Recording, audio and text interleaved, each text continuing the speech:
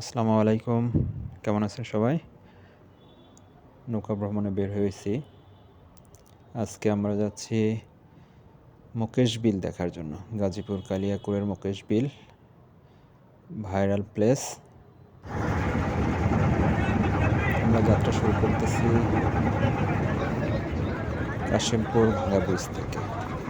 পুরো ভিডিও দেখতে আমাদের সাথেই থাকুন।